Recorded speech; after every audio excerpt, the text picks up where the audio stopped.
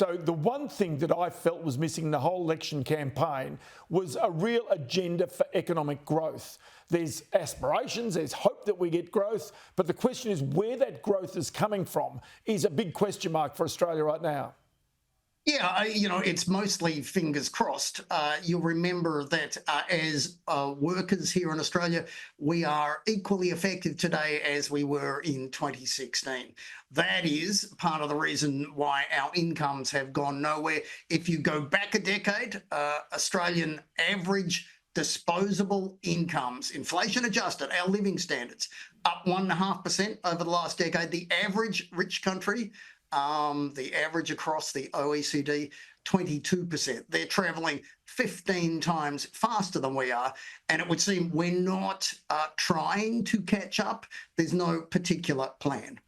Okay, so the one plan is to have a lot of people in jobs, because that means that the government gets significant amounts of PAYG taxpayer income, which means that they can then start to fund this thing. They also, through inflation, get bracket creep, which means that they get more. The question of what they do with that money and whether that is productive and competitive for Australia as a global nation, that is the big question mark, I would say.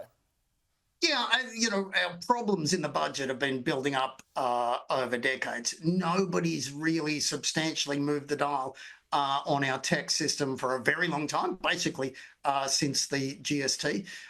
We have a bunch of terrible taxes, things that need to be substantially better. You look at our spending, lots of it is stupid. Lots of it is almost completely wasted. But so was the election campaign. It was also wasted. These things weren't addressed, nor was the challenge of a more volatile world. The implications, it's not the tariffs, it's the cost of the chaos as the Trump administration keeps changing its mind and its dollars around tariffs. That is a complication for the world.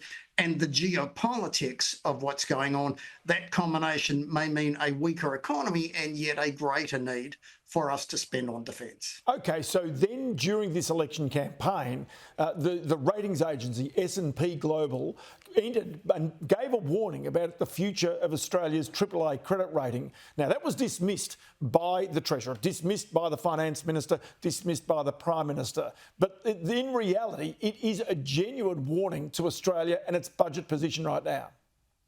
Yeah, we have ridden on our luck for a very, very long period of time. We have not been well run or well managed.